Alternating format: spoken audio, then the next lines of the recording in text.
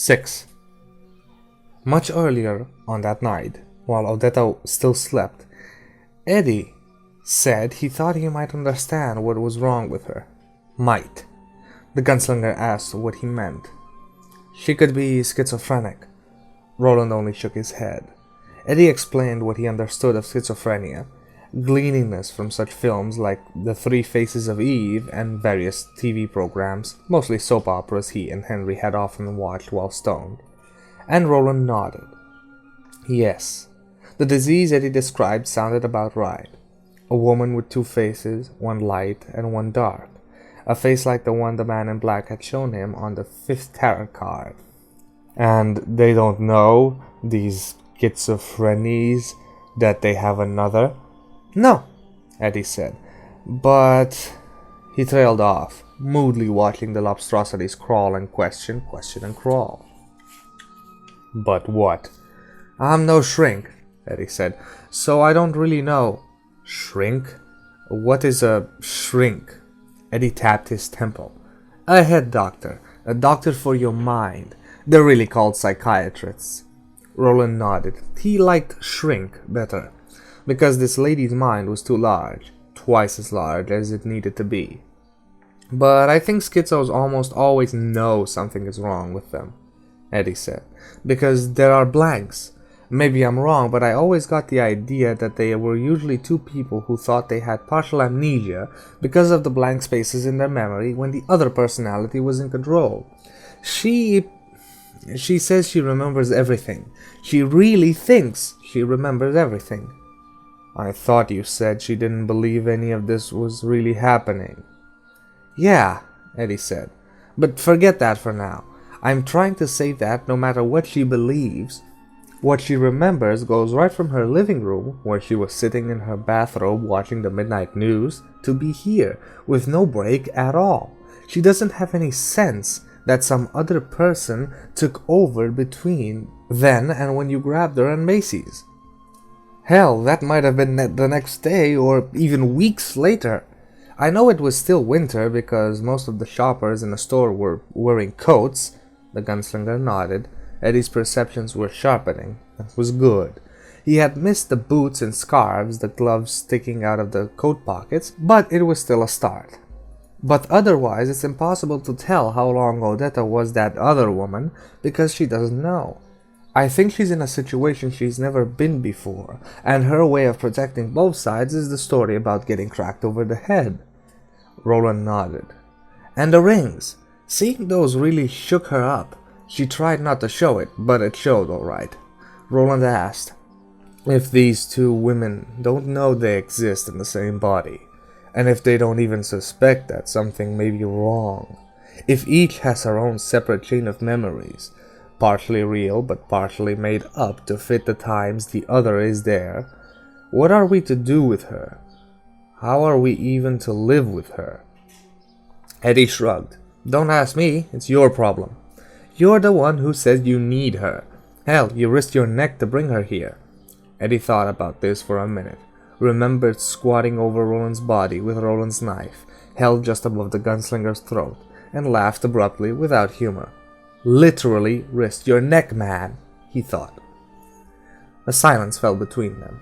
Odetta had by then been breathing quietly, as the gunslinger was about to reiterate his warning for Eddie to be on guard and announce, loud enough for the lady to hear, if she was only shamming, that he was going to turn in. Eddie said the thing which lighted Roland's mind in a single sudden glare, the thing which made him understand at least part of what he so badly needed to know. At the end, when they came through, she had changed at the end. And he had seen something.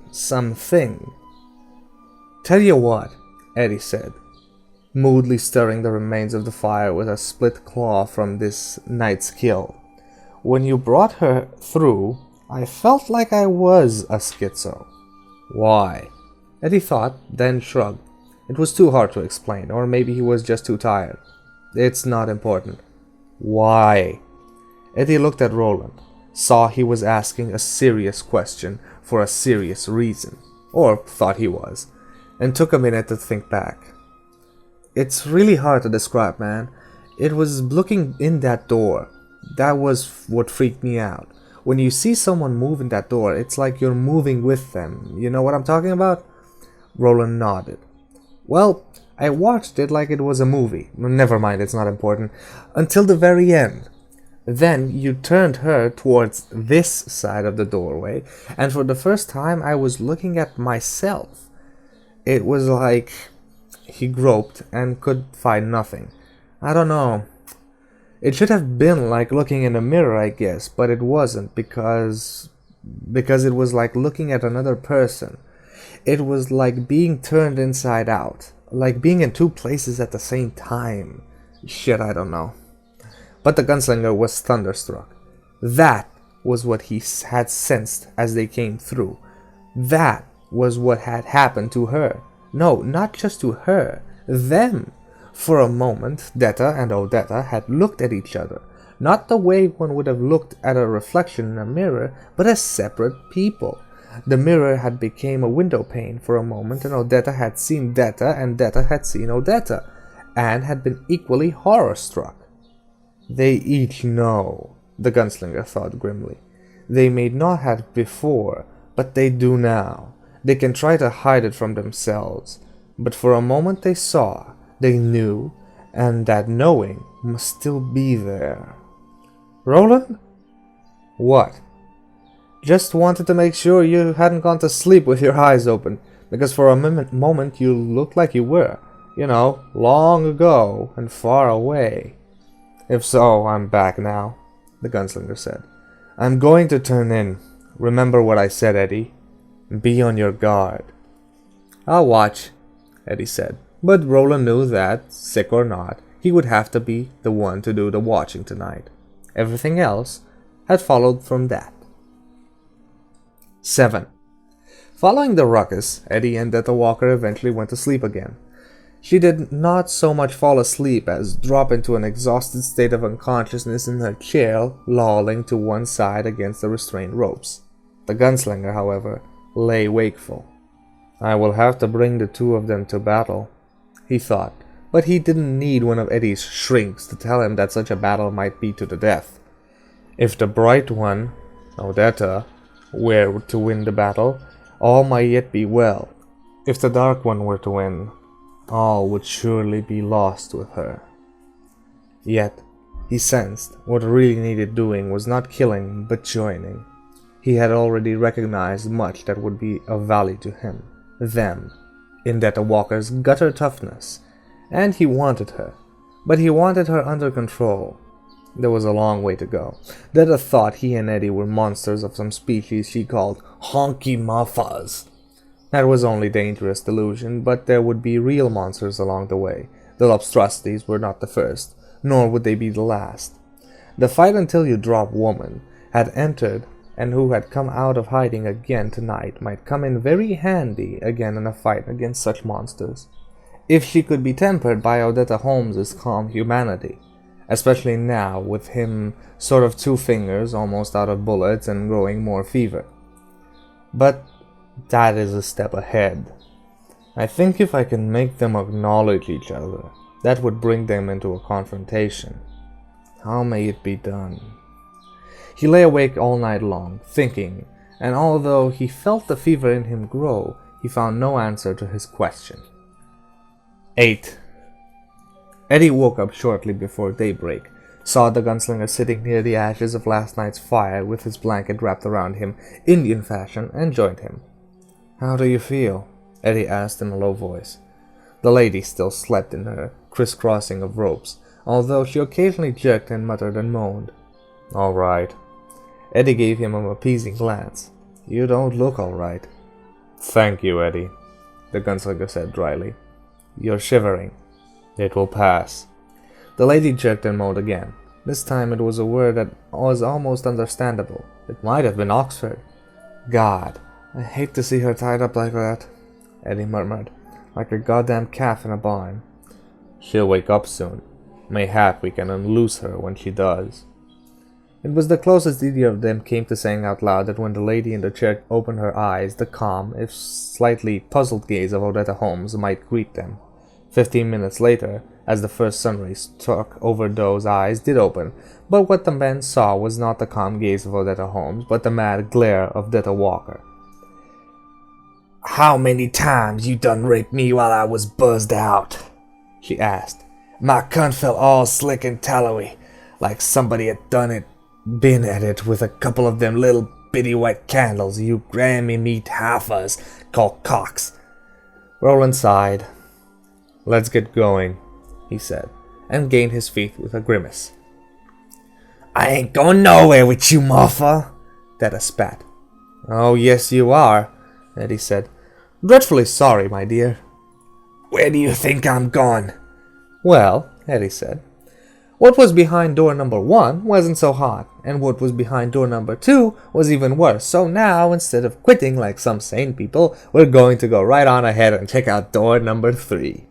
The way things have been going, I think it's likely to be something like Godzilla, or Gerda, or the three-headed monster, but I'm an optimist. I'm still hoping for the stainless steel cookware." "I ain't going." "You're going, all right," Eddie said, and walked behind her chair. She began struggling again, but the gunslinger had made those knots, and her struggling only drew them tighter. Soon enough, she saw this and ceased. She was full of poison, but far from stupid. But she looked back over her shoulder at Eddie with a grin which made him recoil a little. It seemed to him that the most evil expression he had ever seen on a human face. "Well, maybe I'll be going a little way," she said. "But maybe not so far you think, white boy. And sure's God, not so fast you think." "What do you mean?" That leering, over-the-shoulder grin again.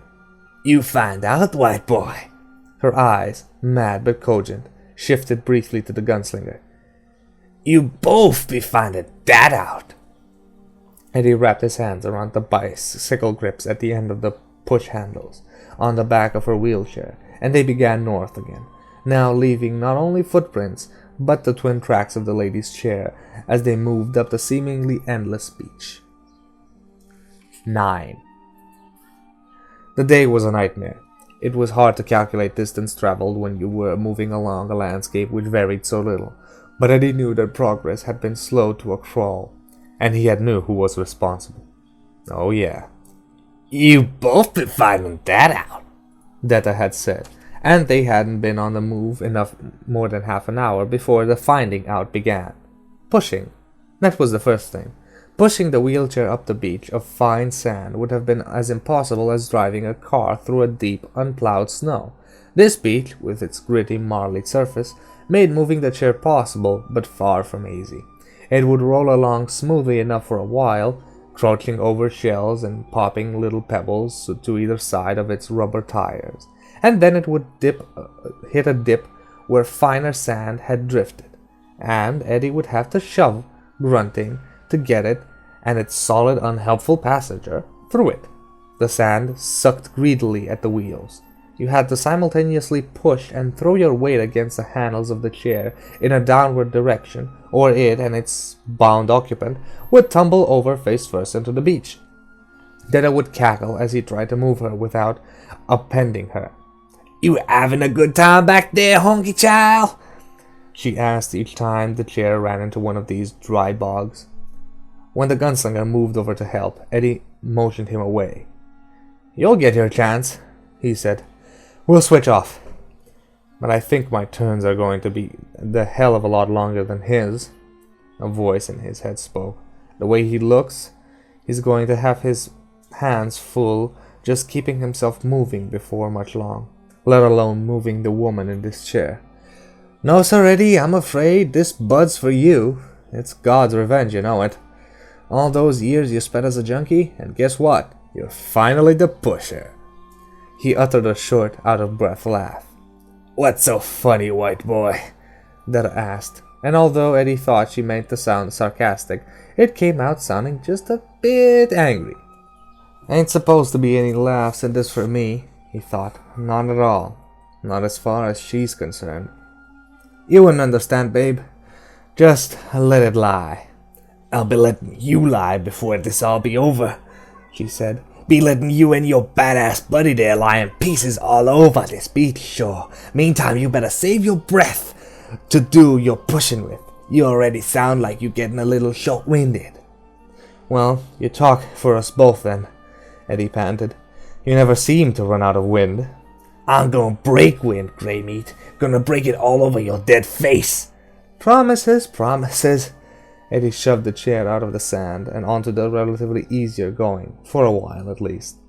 The sun was not yet fully up, but they had already worked up a sweat.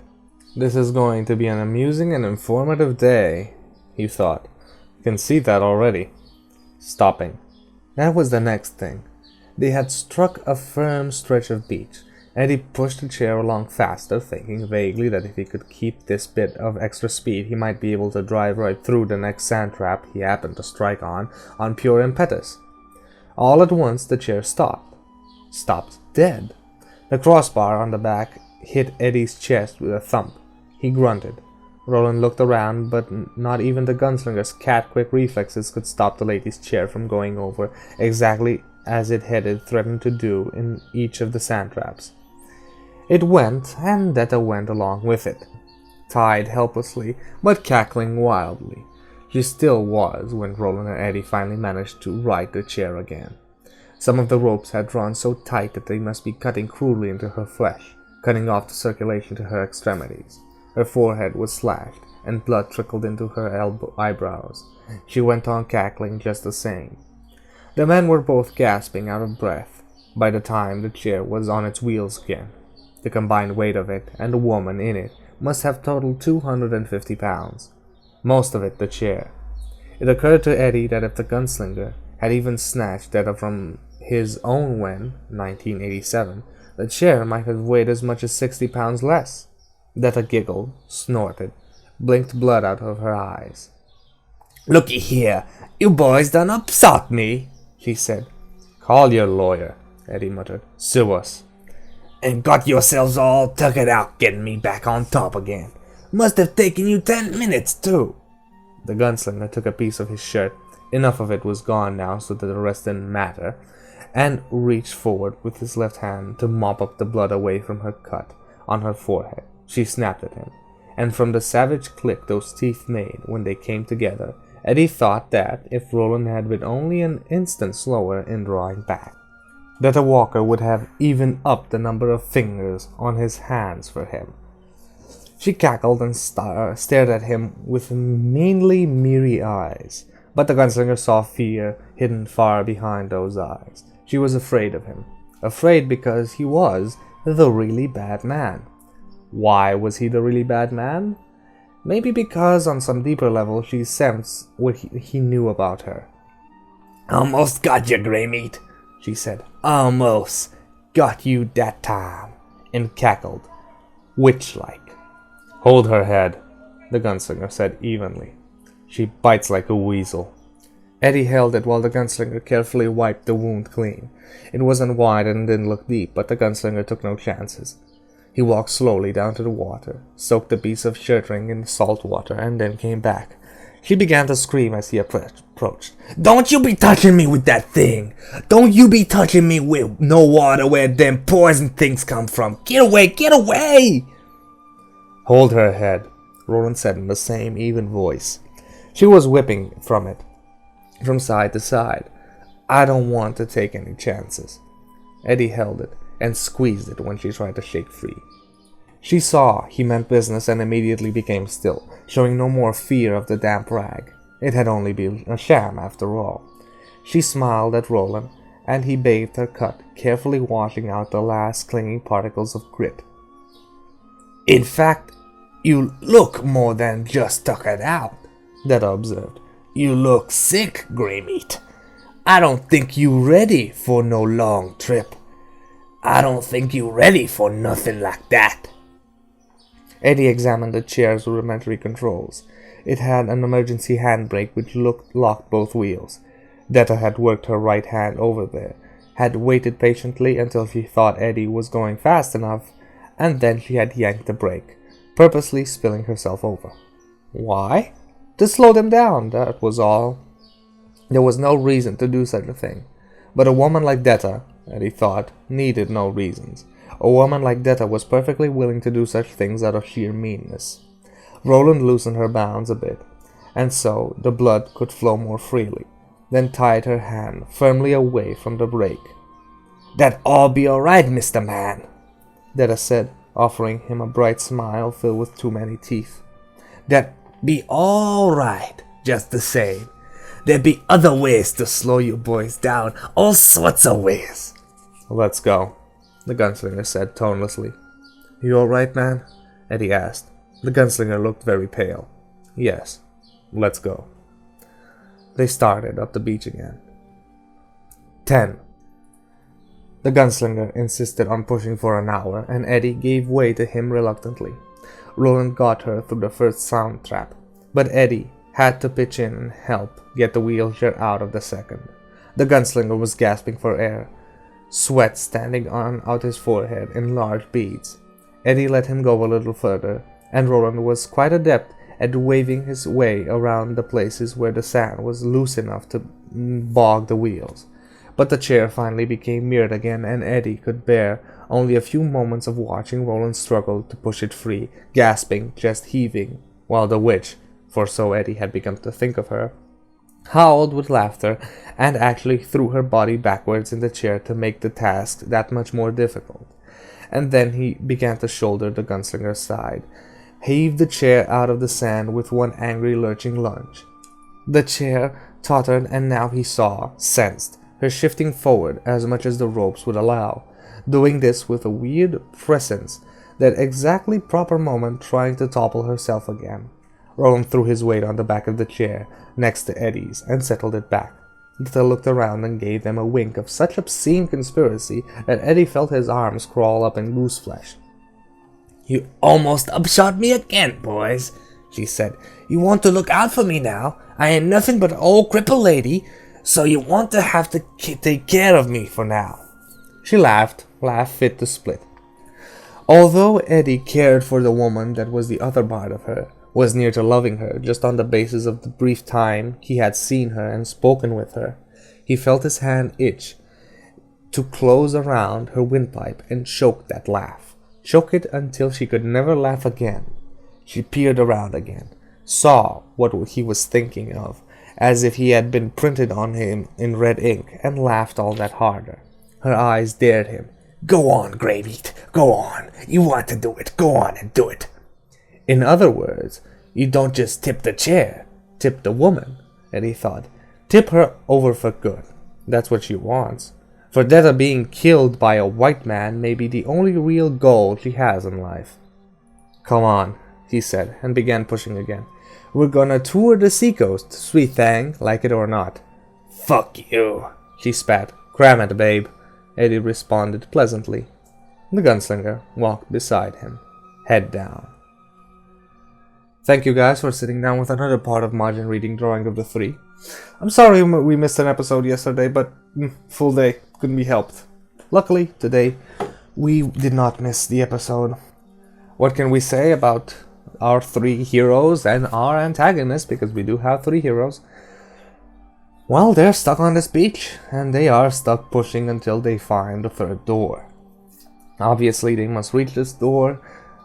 Roland must go through it, find more medicine for himself, see what he has to do with the third person he meets through these doors, the so-called death.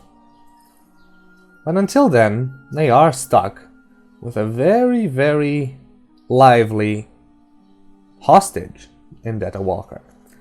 Thank you guys for listening. Long days and pleasant nights.